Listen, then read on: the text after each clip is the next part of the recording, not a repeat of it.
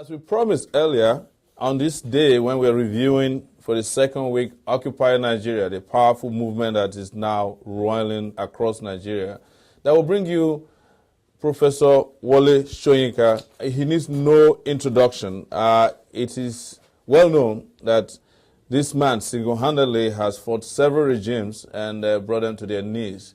And today we have Professor Wole Soyinka joining us from California. Hello, Prof. Good morning. Good morning. You're welcome to SaharaTV here in New York. And a lot of people have been asking, where is Professor Wole Soyinka in Lagos? We're glad we found you in California. Is this a signal that you have retired from public service, public appearances? No, remember that unlike some of the people who are responsible for our problems, I have to earn a living. So I still teach, not just in California, but in other places. And I was trapped outside, fulfilling one of my engagements at Loyola Marymount in Los Angeles. So this is just my normal routine. It's you people who locked me out of Nigeria. Nothing to do with me.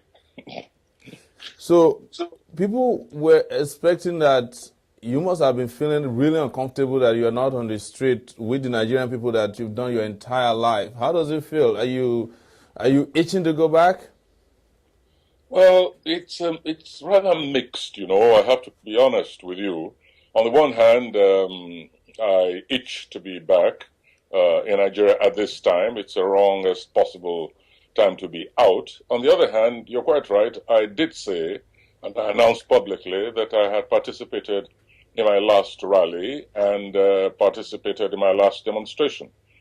But I tell you this much, that I did, before I traveled out of Nigeria, I had a meeting with some of the organizers of the demonstrations and the rally, and definitely give them my support. And that's why I also sent a message to them at the beginning of the rally. For someone yes. Sorry, go ahead. Yeah, for someone who has seen so many demonstrations, rallies, strikes, do you think this was different to the extent that is it an exaggeration that people are saying this is likely to be some spring or Harmattan or whatever name it is called? Well, there's no question at all about it that we're witnessing something really historic and enormous. It is, of course, a very logical expansion of previous demonstrations and rallies. These things surmount one another as frustrations grow, as anger grows. So does the will of the people advance. The level of anger and frustration which we're witnessing today has been long in coming. And so no one should be surprised that we're seeing a level of persistence that we're not accustomed to. So this is very different. This is a watershed in the expression of popular will. No question at all about that. So they removed petroleum subsidy, as they have said, but there's been a lot of argument, Prof, that there is no subsidy. There's no subsidizing of petroleum products or even gasoline, as we call petrol in Nigeria. But just the cabal has been subsidized. You keep breaking off. You're breaking off. Hello? Yes, I said we've been hearing that there's been the subsidy of petroleum products, especially gasoline. But a lot of people, including Tam David West, said there's no subsidy anywhere. So the idea of even removing or withdrawing something that does not exist is untenable. Well, I heard half of that, but I understand the trend of your question. Something is happening technically. But let me seize the opportunity to say this. This demonstration, this expression of dissatisfaction goes beyond oil subsidy. Okay. When you hear people stick to the original price of oil at the petroleum stations, that figure, in fact, in my view, in my study, has become a sort of symbolic expression of everything that has been undergone by the people and which they are no longer interested in tolerating 1 second longer. We're talking about, for instance, corruption. We're talking about misgovernance. We're talking about the non-fulfillment of promises. We're talking about a distrust that has really reached a peak in the history of the nation. We're talking about the agony that the average family undergoes in making ends meet, with the lack of infrastructure, the impossibility of guaranteeing even modest cottage productivity because of lack of power, lack of fuel, or else the astronomical price which is being placed on raw goods.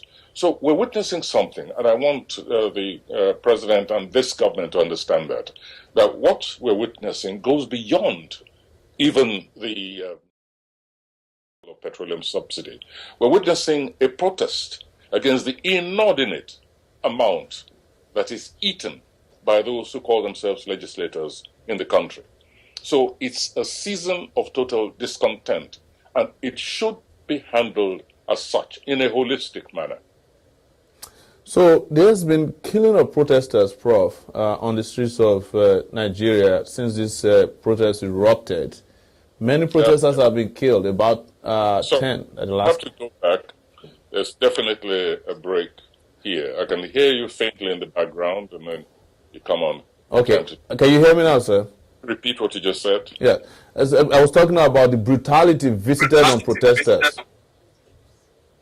There has been a lot of killings as a result of this on the streets of Nigeria. People have been killed. Is there going to be a time when the Nigerian government can be... We anticipated this was going to happen after the first killing took place, especially. And if you study the statement issued by J.P. Clark, Chinua Achebe, and myself, we did warn the security officers that their primary responsibility is to the people. While no one denies them the duty of keeping order, of making sure that hoodlums and opportunists of all kinds and people with their own discordant agenda do not take over, they must learn to handle in a civilized way demonstrators. The killings, which I take it you're referring to, the killings which have yes. been manifested during these demonstrations, for me are totally unacceptable. People demonstrate in millions all over the world, and we do not have this kind of high-handedness. Some of which, from what we've seen in in videos, which the video images captured, appear to have been premeditated murder. So once again, let me speak on behalf of us, and that they cannot plead execution of duty as a justification for the execution of civilians. Yes, Prof. Another thing to add is the issue of labor leading this movement and the fact that there's some kind of distrust that labor leaders are known to abandon the mass at crucial junctions in struggles like this. For someone who talked to a lot of people within the movement, do you trust labor this time around that they will not capitulate at the most crucial junction in this particular new movement struggle going on? Yes, that's a question which many Nigerians, I'm afraid, have been compelled to ask.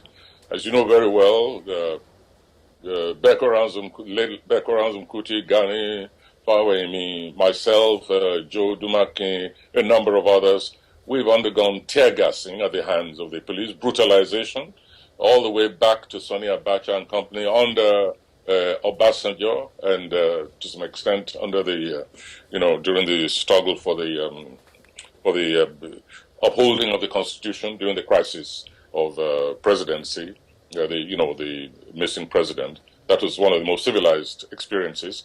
And each time we've had to ask ourselves the question, is this really a labor movement representing the will of the people? I remember the march with Oshomole and the others from Ujuelegba to deliver a letter at Alausa to the governor of Lagos. I remember how we were convinced, and this was also over petroleum, the removal of petroleum subsidy under Obasanjo. That was a pretty civilized march, but it ended in agreement was made behind the backs of the supporters of that march, and those of us who participated in it, and we were really shocked. But for me, it was not a loss, because we established during that march the principle that Nigerians, as free citizens, had a right to march, and without the permission of the police. But beyond that, I'm afraid those marches, that particular march, achieved nothing. So I understand if the people are suspicious and wonder whether this is also going to end as an exercise in futility. But I think now there is a movement, there's a new expression of popular will, one which even transcends the will of organized labor. So labor should be careful not to find itself at variance with the people whom it is, labor itself is actually equipped organizationally to lead. One of the things that came out this last week, Prof, was that a quote was attributed to you that you said you won of civil war. You vehemently deny that now, and one of the things that you said, which I saw in your statement, was that you don't have a Twitter account, you don't do Facebook, you don't do social media. How are you able to connect with the generation that is relying heavily on social media to reach out to people across board as a way of galvanizing people to fight this struggle? Well, let me say, first of all, when I use an expression like approach to civil war, I'm not talking about the popular movement alone against petroleum subsidy. I'm talking about an even deeper and far more dangerous eruption, and which is that of religious war. These are two heavy ingredients towards the cocktail, the dangerous, volatile cocktail. One can very easily feed off the other. There are people with very calculating mind, opportunists, who, as I've stressed over and over again, have an agenda at variance with what is actually the popular demand. And I foresee, if this religious sort of disjunction is not checked, I can see the two streams joining up to create a whirlpool, a vortex of really disastrous dimensions. And this is why, again, I'm calling on the president and his government to approach the present situation in which Nigeria is not in a master-slave relationship, but in an understanding, deeply penetrating approach for the salvation of the nation. Now, you talked about generation. Yes, and social media. The generation, right? Did yes. I hear you right? Yes, I said I was talking about the new generation of activists and social media, the tool they are using, and the fact that you don't have a Twitter handle, you don't do Facebook. How do you connect? First of all, let me say that I've been impressed by the will expressed by the young generation this time round. If you look at those faces, they're all generations, yes, but they're mostly young. This is the kind of generation which makes it possible for me to begin to feel comfortable by the fact that I've taken the decision to ease myself out of public life, because now I'm convinced that there will not be a vacuum. Let me tell you that I was going through my papers the other day, and in fact, then I saw an envelope which somebody had sent me, somebody who was in Nigeria at the time, a Peace Corps volunteer, who was in Nigeria in 1954 during the Morgan strike.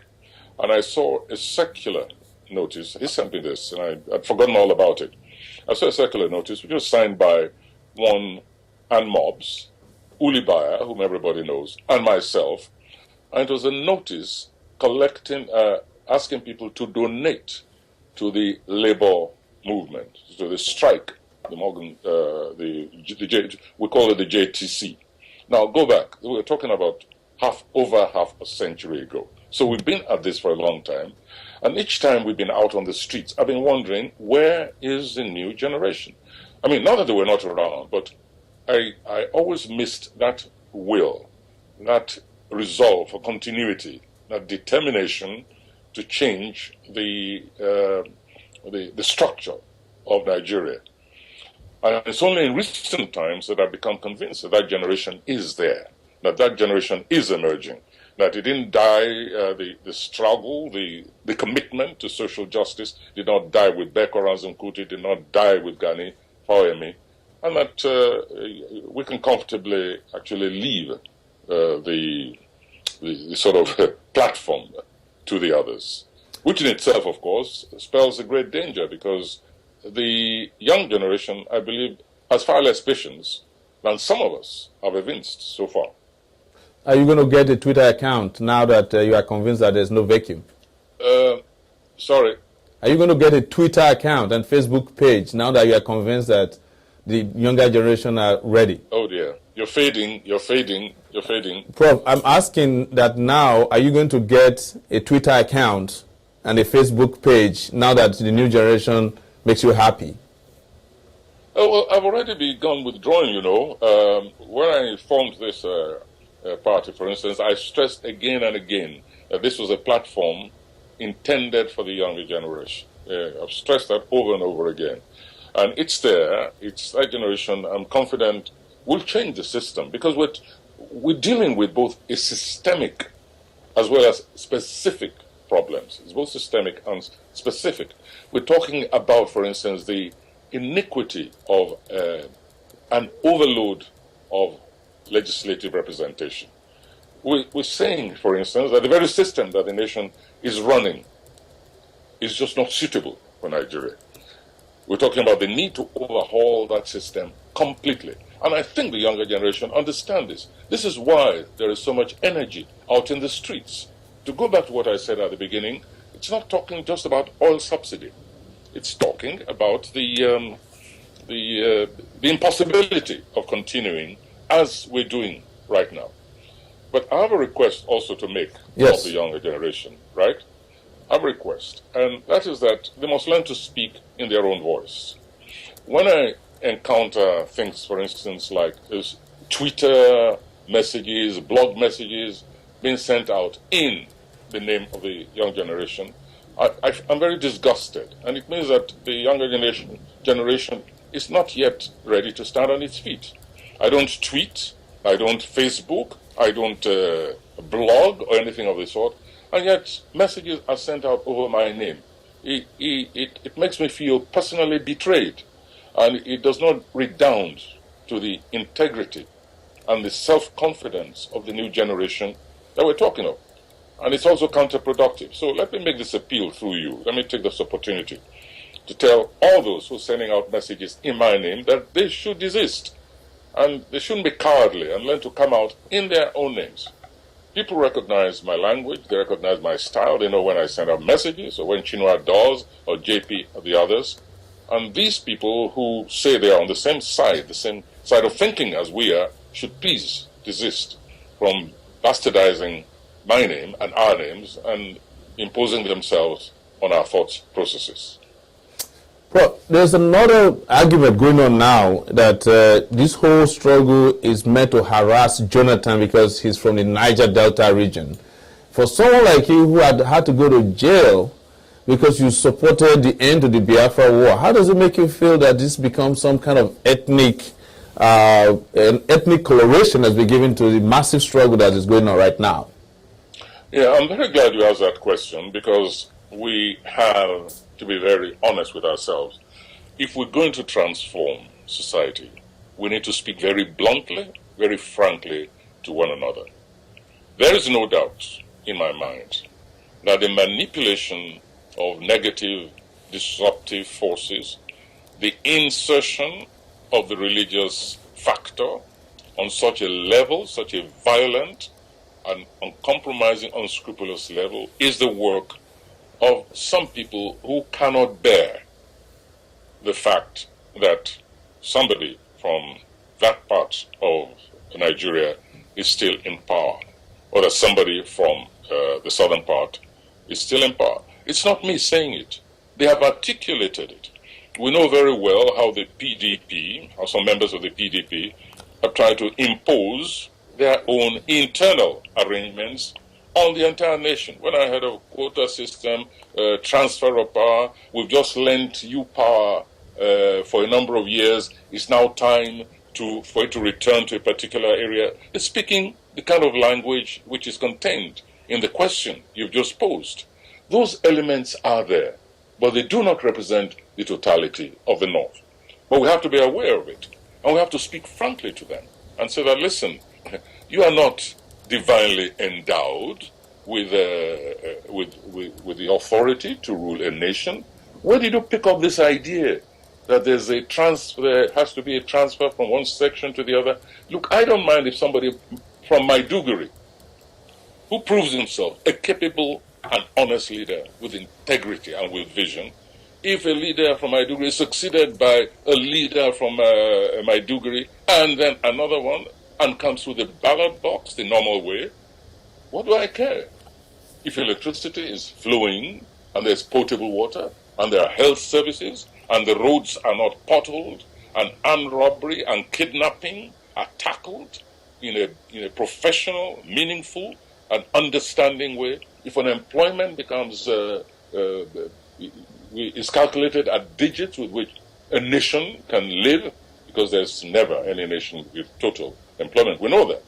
But when you reach a stage where literally half the population, especially of graduates, is unemployed, and then somebody's sitting down somewhere and saying that by right, the power leadership must flow back to one nation, I find it insulting, patronizing, and unpatriotic. So let's be honest and face this factor. It exists, but it should not be used as a brush to tar the entire region. These are the professional mavericks.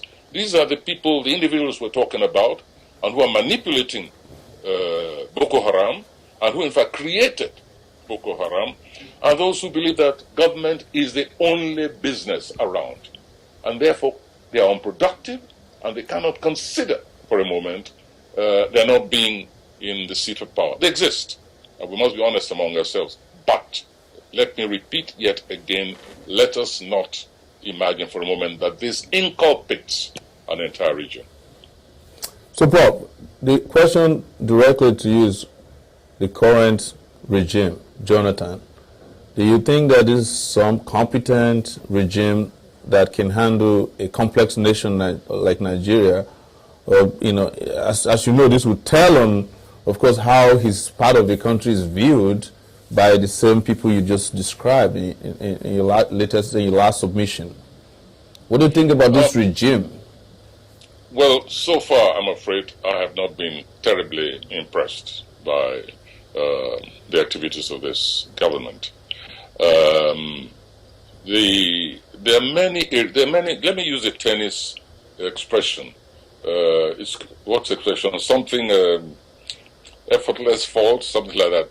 Oh dear, I'm not a tennis fan, but I like this expression which is used when you say that somebody has just hit the ball and it was a fault which was avoidable. Let's put it that way. Yes. A number of avoidable errors have been committed by this regime. And I think it's about time that Jonathan reached outside his immediate constituency and tried to engage. Oh, I know, I hear he's having meetings with labor, with members of the civil society and so on and so forth. But I have a feeling that Jonathan is not yet aware of the availability of disinterested resources in this nation. And this is why he's committing a number of errors. Take this removal of oil subsidy, for instance. If Jonathan had good advisors about him, and if he recognized that, given the economic condition of the world, we're not the only ones in trouble. Europe is, even to some extent China, So if he reached a point where he recognized that oil subsidy was unavoidable, then he would not put the cart before the horse. He would have taken, as we expressed in our statement, he would have begun taking certain steps, visible and palpable in their effect on the people, so that it's not, I use that Nigerian expression again, it's not medicine after death. It's that there's a program. The people have got to see there's a program that inevitably oil subsidy will have to be removed, but the impact of that removal will not be so deleterious that an already impoverished people are driven to the wall. We saw, for instance, he was in this image, this picture, showing a lineup of 1,700 buses. But what is that? How are they going to be distributed? Who's going to manage it? And why wasn't this done beforehand? Why wasn't a concerted effort made to make sure that the diesel, which is powering my generator, for instance, is costing me half my earnings, simply because I cannot have a simple facility? What steps have been taken to ensure that it's not just the rich who can get on the plane and go to Germany, Wiesbaden, and Saudi Arabia for their medical checkups and simple basic health matters? So transport, for instance, public transport, a functioning commuter system. If the people of Nigeria had seen the beginnings of change, seen a real program in effect on the ground, already being effected, then a gradual removal of all subsidy, perhaps. I'm not saying that this is necessarily, inevitable, but I'm just saying that if that was the picture, the economic picture, then the people deserve better than to wake up one day and find that they're paying twice, thrice what they were already just managing to pay before to run their ramshackle Kia buses and so on and so forth. So, Prof, last question is, what is your message for Nigerians? One, I'm going to consider two scenarios. One, if this ends up like the march we were in, going to the Lagos Secretariat that didn't go anywhere. Second, if it becomes a full-blown revolution. Oh dear. You're going. I heard the first part, but technology, I'm afraid, has... No, I said the first part, if it ends up, yes, you heard the first. The second part is if by next week you have a full-blown revolution in Nigeria. Are you going to parachute yourself in? Well, I don't think we need parachute. I may use the same route to enter as I used to get out when Abacha was there. The Nadeku route. Yeah. The Nadeku route. But first, my message is this. There has to be resilience. Nigerians must understand that when this kind of undertaking is embarked upon, there must be sacrifice. There must be self-sacrifice. There must be a diminishing of expectations for a while, but there must also be rationality. The movement has taken on a momentum of its own. I was happy to notice that Labour has not totally withdrawn from dialogue with the government. That is essential. No matter what is happening on the streets, I believe very much that dialogue must continue at one level or the other. And then, second one, oh, sorry. Yeah, the second one is if we find ourselves like we used to do before, we march, Labour goes behind us, and kaput, next week we're back to business. If we're back to business without a consolidation of the gains, because there have been gains right now, the government is listening to start with. And the government is dialoguing on a level it's never dialogued before, at least not before it removed its oil subsidy. If the people understand this and there is a consolidation of those gains and there is element of give and take on both sides, because let's face it, we're living in a realistic world. If, for instance, the demonstrators, the civic movement sees that the government genuinely wants to implement the transformations it has promised in the quality of life in the country, that it goes beyond rhetoric, and at the same time the government is willing to bring down what the price of petroleum is right now at the pumps, including kerosene, which most people use for cooking, then it's possible to really respond to the overtures of government on a reasonable level. This is the only message which I have.